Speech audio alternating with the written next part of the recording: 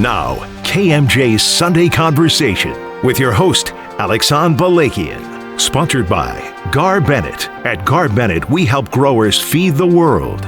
Good Sunday morning. Welcome into an all-new Sunday Conversation exclusively here on KMJ. I'm your host, Alexan Balakian. Today, April 27, 2025. In case you were wondering, today marks that all-important American-rich tradition of National Gummy Bear Day. Yeah, those little fruity-flavored chewy bears that are even more bearable when they turn sour and make you pucker up.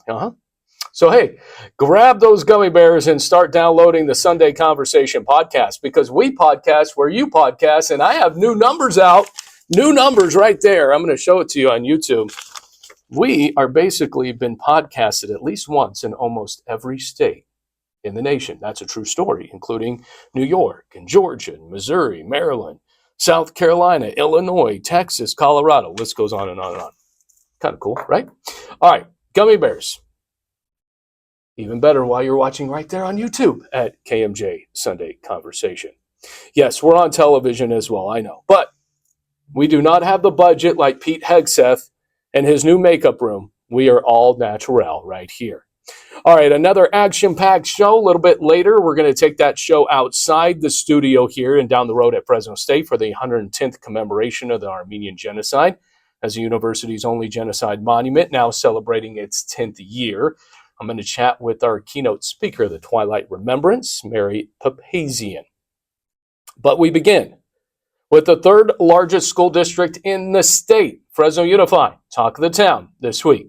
They made some history, if you hadn't heard, naming Misty Her the new superintendent, the first superintendent that is not only a woman, but also the first Asian American to hold this honor. Her contract now being negotiated. Some believe that's been happening for weeks now. But will it be ratified this coming Wednesday? Yes, it will. But what will be in it? We're going to talk a little bit about that. The decision celebrated and also shrouded in controversy at the same time. Some believe the 15-month national search ended when it began, and that the Fresno Unified Board of Trustees just went through the motions. Final vote, 6-1. The only nay, Buller trustee Susan Wittrup. Just 2 weeks ago, we did speak with Fresno Unified trustee Keisha Thomas right here, where she said Misty Her did check all the boxes for her, but also said we need results. So, is Misty Her the right person to lead a failing school district right now, one of the most impoverished in the nation, and a school district and its union, Fresno Teachers Association, continue to be at odds? Classroom culture, salaries, support from district administration. Lots to digest here. So, FTA President Manuel Bonilla has been making the media rounds. He joins me here on Sunday Conversation. Welcome. How are you? I'm doing great. I'd love to be here on National Gummy Bear Day. Yeah. That's one of my favorite. My kids know it's a staple when we travel. Dads need to get his gummy bear, so I love it. I didn't hand out gummy bears because we'd be eating them and we wouldn't get any conversation in. So that's why, there you go. I do want to preface our conversation by saying this. It's not going to be like the rest of what you've been doing in your media rounds. We have an important conversation that is not going to be shrouded in talking points and sound bites, because we're going to have more time to unravel, right? So with that said, Wednesday's superintendent coronation of Misty Her, was it the right choice? You used an interesting word, coronation. I don't know in the future, when we talk about what from here on out, I wrote a piece on our Facebook page about this. From here on out, I don't know what she's going to do. I can only grade it off of what she's done over the past year, right? As interim. We did a poll. Again, it's not just Manuel Bonilla. I know that people like to think, well, it's just Manuel. Well, no, I'm representative of all the educators. They gave her a D+ based off of the idea of, and I'm going to read it for you so that way it's not, what grade would you give Misty Her for improving conditions for students and educators, such as classroom support, safety, valuing educator input, and making decisions that reflect the day-to-day realities of the classroom? A D+. A grade point average of 1.3. So she hasn't been doing... Based off what? Based off of their perception of did she improve those conditions, classroom support, safety, value, and input. So Did she meet those standards for people? They said D+. We're saying, okay, now you have an opportunity. You have the spot. There's no excuses. Was that given to the board before? This information was a poll that we gave, or excuse me, that we conducted over the last few days. So this specific information wasn't. Now, I will say, we did invite every single board member to what's called our site rep meetings. There's 125 elected leaders from each of the school sites. We invited each of the board members to come and to listen, and we were very clear. We said, just come listen to the qualifications, not specific people, the qualifications that we feel is necessary for the next superintendent. One trustee came. That was Susan Woodruff. Okay, so, however, in fairness, school board trustee says, we've been having public discussion about this for 15 months. And? Why is it a specific avenue or arena that you wanted to invite? They've been doing other, why wouldn't you go to their public discussion or roundtables or input? Or we definitely had some input in those areas. We also said those areas were, and it's very clear, and what happens a lot of times in this district is that they choose to use semantics, and they choose to, I would say, manipulate. Now, who's they? They being the district office. And I say they because oftentimes they plausible deniability. They say, well, the board said, and then senior management will say, the board said, the board will say, senior management says. So it's hard. I say they. The input was about the different items that you might want to see in an applicant. That's what the communication was in regards to community input. What we were talking about, we were very specific. We want to know about the finalists. And it wasn't something where we said, we believe that we have the right to know finalists. We were going back based on past practice. If everybody remembers when Bob Nelson was selected, they actually had an advisory panel that was very public. They met at the Doubletree Hotel, and that included people from education, whether it be secondary or K-12, labor leaders, business leaders. And we were just saying, we need to do that process. We need to be able to do that process so that way you could be informed. Board, you're making the decision. Here's some informed decision making so you know from our perspective what we're looking for now that we know the finalists. Was the FTA involved in the finalist selections? Absolutely not. Were they for Bob Nelson? We were, yeah. You were? We were. Was it in the new contract that you wouldn't be allowed to? No, not from our understanding, that's for sure. Board trustees wanted the FTA out of this decision? To ask them, yeah, I would say that we weren't the only ones. As I mentioned, and this is a public document, and you could go back, it's from, I believe, August 11th through 13th, 2027. Public document, and you could see all of the trustees and all of the members of that committee. It's not like saying that we were the only ones, but we were one of the advisory committee members. You took a poll as we really started the conversation with this poll. How many teachers were polled?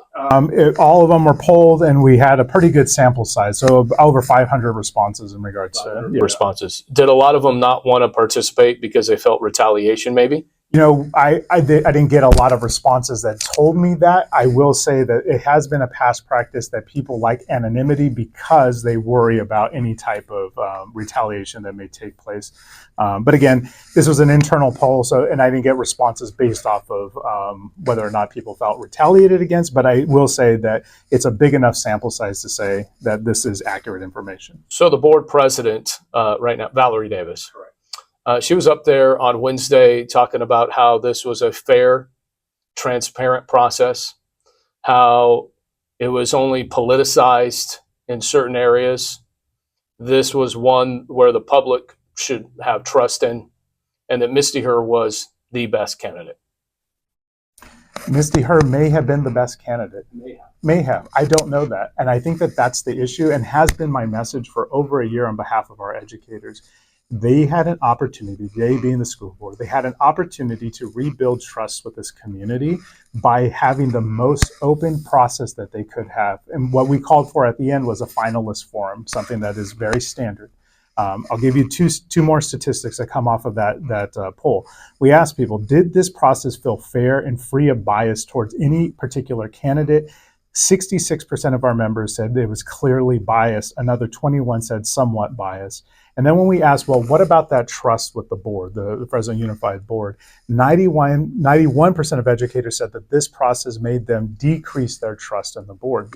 And that's an important number. Is there trust in the board at all? I don't think that there's a lot of trust, not just from an employee standpoint. I don't know if there's a lot of trust from the community to the board. I think that there's a lot of apathy, because what I hear from the community members, for certain community members, is that we try to have our voice heard, and it's ignored. So then why should I go back to either it's a community meeting, whatever type of meeting that may be taking place? I hear that quite often. And that's why I said they could have utilized this process as a way to rebuild it. And hey, maybe Misty it was still the best person, but at least everybody would have participated in that process. And it doesn't seem to have happened. Before we take a break, real quick question. GVY a few weeks back, you said the public will think that the fix was on. Yeah. So hold on. I just want to ask you, do you, representing teachers, FTA president, do you believe as a union the fix was in?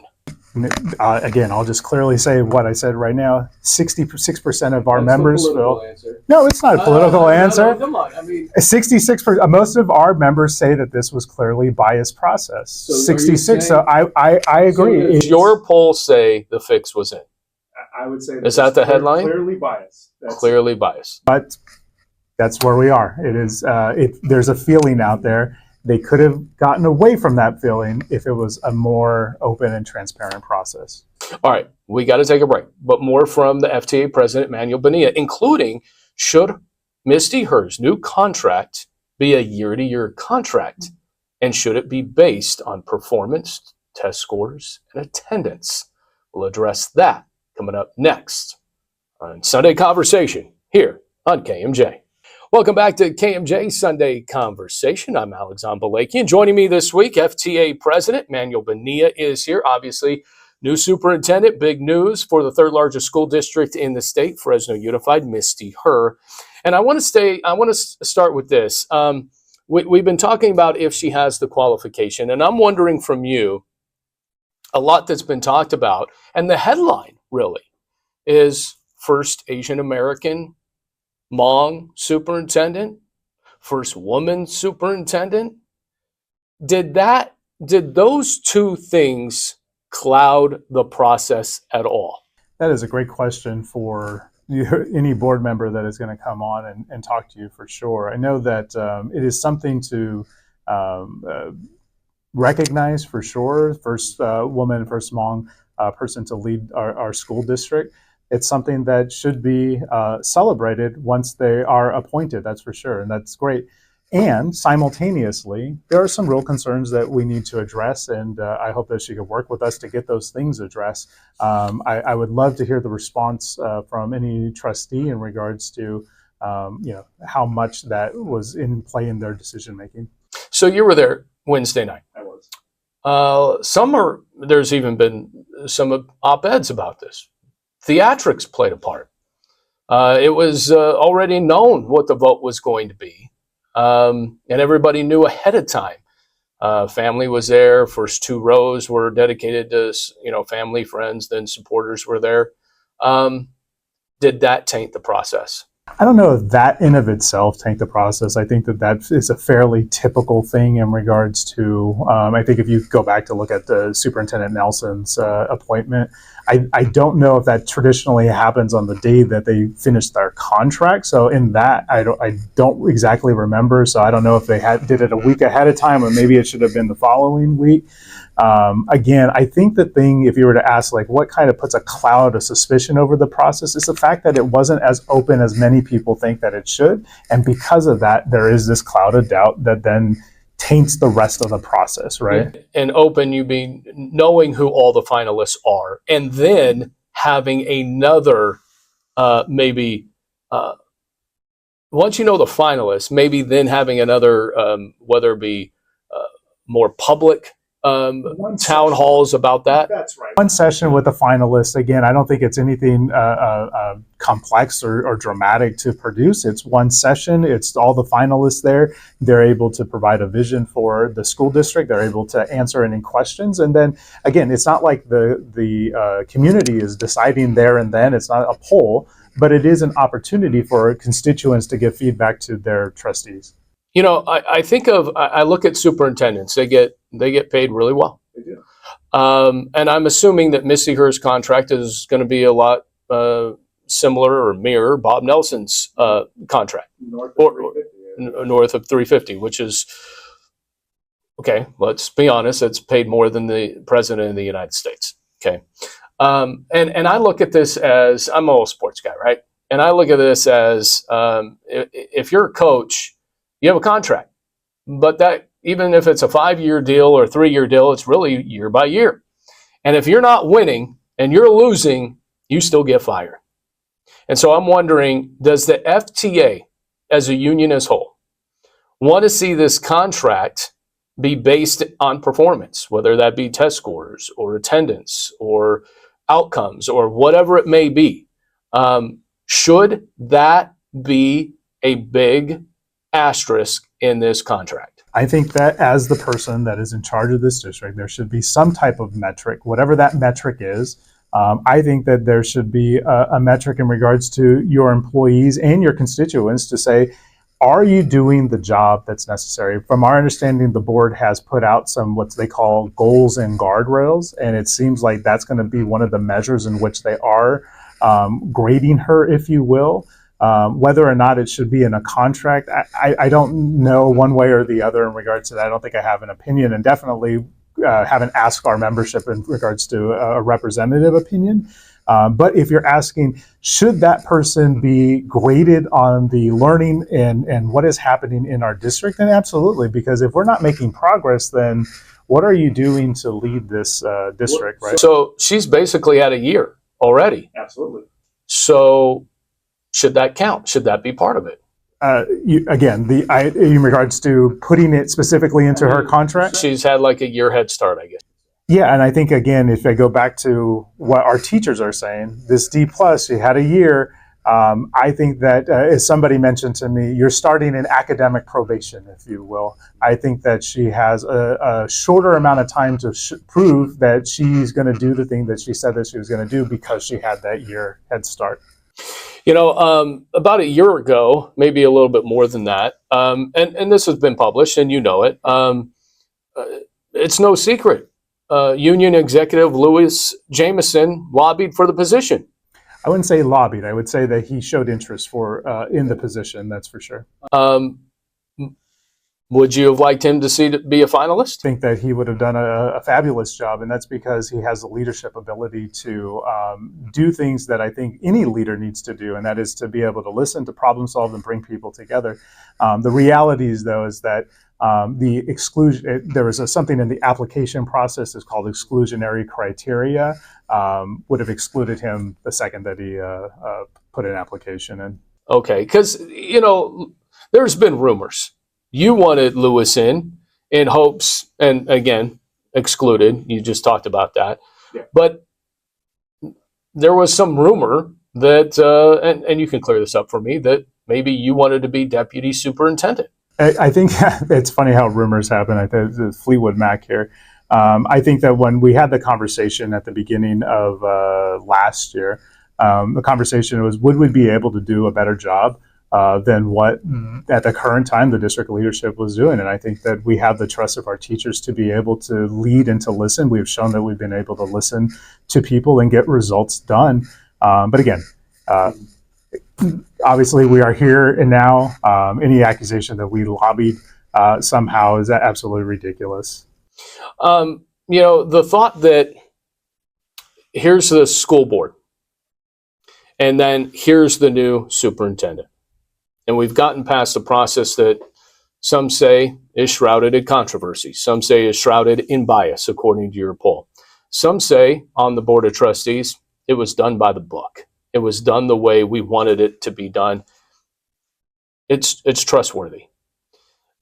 We just went through a very contentious contract negotiation where we saw a very small strike, but nonetheless, there was a strike. It just seems to me, Manuel, that the FTA and the administration of Fresno Unified, you guys don't get along. There seems to be there's a big wall between you guys. Yeah, I think that it feels that way at times. I wouldn't necessarily characterize that. I think that we want the same goals, and we bring forth any of the ideas. And I challenge anybody that may have any negative stereotypes about us, or in general about unions, go please and take a look at our record. Please take a look at the proposals that we put across the table. We have always go to our members. It's not myself, it's not our executive director alone. We make sure that we go to our members and we listen and say, what do we need to do in improve public education in Fresno? We gather that and we turn them into our proposals in order to help improve education. And those are the things that we advocate for. Oftentimes when you think that we're at odds, it's because of the implementation of that. Decisions are being made by administration that they're just not in the day-to-day reality. And our teachers want to feel supported. They want to feel like their voice is heard. And if the district feels like they're not doing that, then we're going to advocate. And if that puts us at odds, then I guess then that's the terminology people are using. But the reality is that any system, any education system that is going to thrive is going to listen to the people doing the work. And we need to make sure that the people that are making decisions are hearing from the people doing the work, so that way the best decisions are made when those decisions are made. All right, Manuel Bonilla, our time is up. FTA president, it's been one of those weeks. We're going to have a lot more on this. In fact, I was told Misty Her will be joining me next week on this very program. So appreciate your time. Thank you so much. All right. We're going to take a break. When we get back, we're going to talk more about the Armenian Genocide that played out in a twilight remembrance at Fresno State. We'll be right back.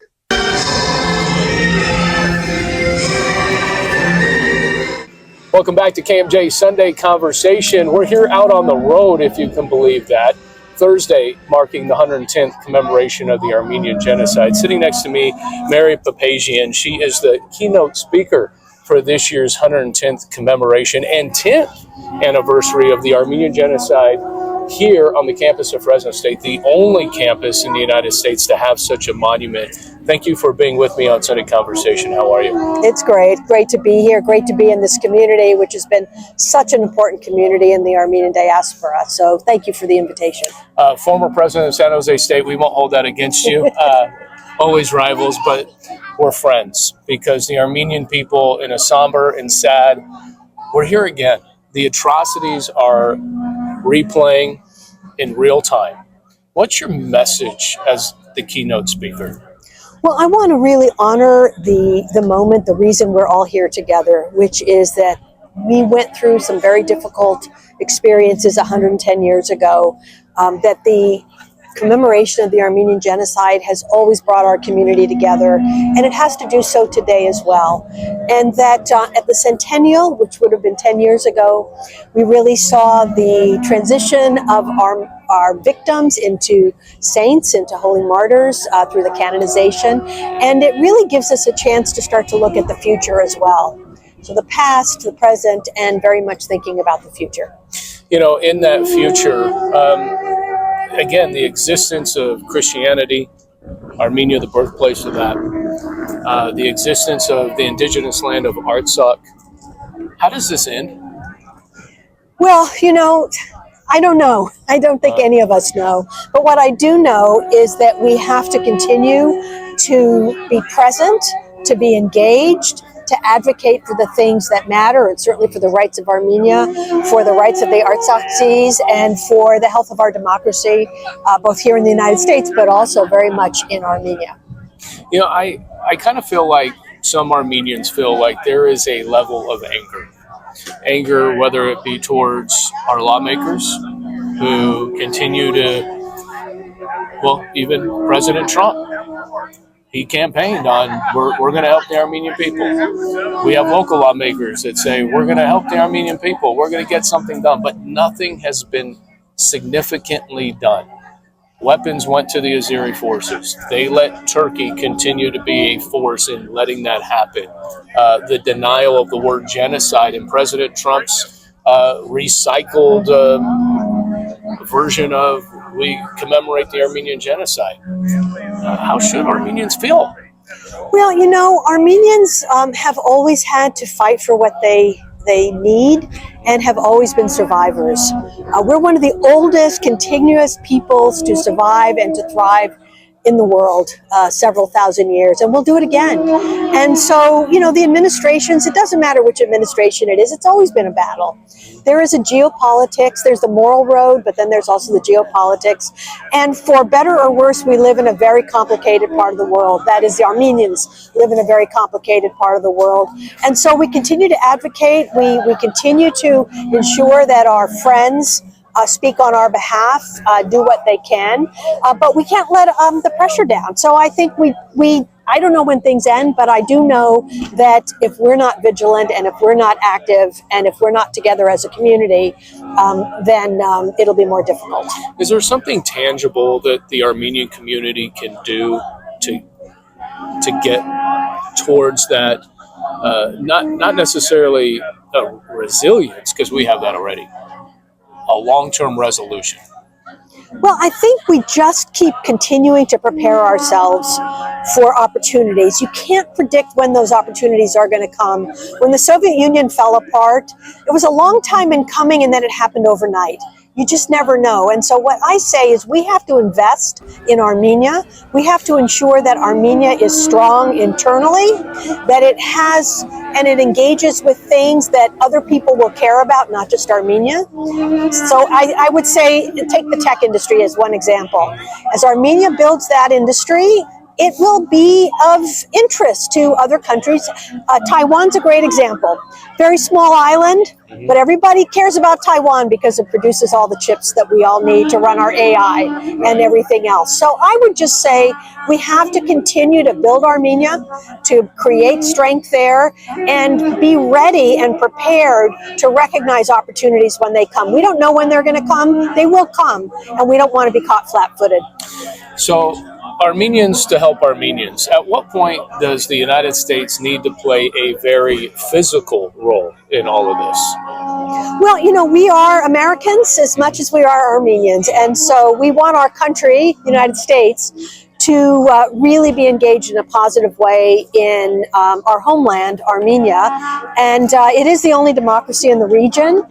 We have a shared history in many ways. The engagement of the United States with Armenians and Armenia goes back to the time of the genocide. It actually goes back to the 19th century when many missionaries from the United States went over to the Ottoman Empire and engaged and opened schools, which educated a whole generation of Armenians. So this is a long-standing relationship, and we very much want our country here in the United States to engage in a positive way, and we have to continue to urge them to do that. You look at the scene behind us, you see the Armenian community coming out. Tell me about when you got the call to say, we want you to become the keynote speaker. Well, I was really honored to do it.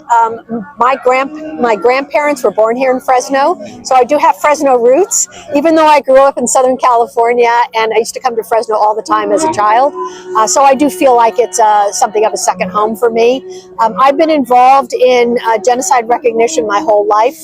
One of the stories I'll reference in my talk today is when I was a 7-year-old and I carried the candle with a survivor at the groundbreaking of the Armenian monument in Montebello, California, which was the first Armenian Genocide memorial on public land in the United States. And that's many, many years ago. And it's been a part of my life ever since. I was involved with the Times Square commemoration. I emceed that for many years. My husband was a very active advocate who fought for years and years on behalf of Armenian genocide recognition. And actually, he was one of the first to get it voted in through Congress in the 70s when he was the executive director of the Armenian Assembly. This is Dennis Papazian, my late husband. So this is something I care deeply about, and I always want to be somewhere where we're remembering, but we're also coming together as a community. So this was a great chance to do it in a great community here in Fresno. I see a lot of kids running around here. How does your message try to resonate with this younger generation so that they don't lose the focus of what our brothers and sisters had to do to keep the Armenian people alive, to keep Christianity alive and to prosper. How do you connect to that smaller generation? Well, this generation is an amazing generation. They can't touch in the way we did growing up the survivors. When we grew up, they were our grandparents, perhaps parents in some cases, and so we had that connection. For our children, my kids are, in their 20s and 30s, they grew up with the stories, and I think it's important to understand and to value that long history we have as a people. And also to see that it's something that brings strength to them and that brings pride, so that they can feel proud as they go out and they think about what they want to do, that there's a community behind them. And that means remembering our history, but it also means thinking about our future. And I want to be able to send a message both of remembrance, but also of hope.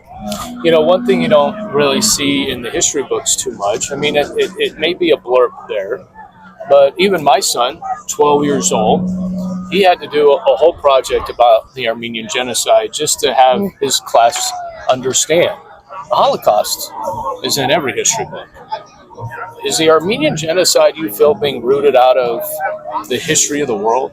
Well, it's more present now than it was when I was growing up.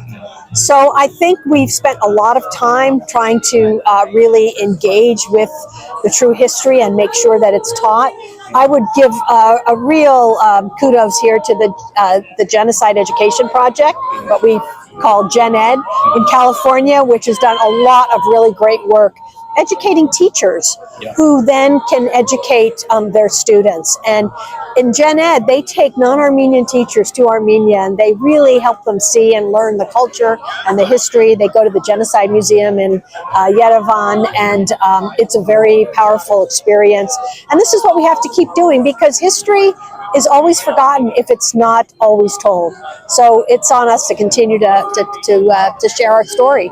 Do you still get emotional when you have a scene like this behind you, especially this monument that really replicates what we see in Yerevan? Right. What's your emotion level when you give speeches like this? It's very deep, actually. It's such a core part of who I am, and I know that's true of everyone who's here.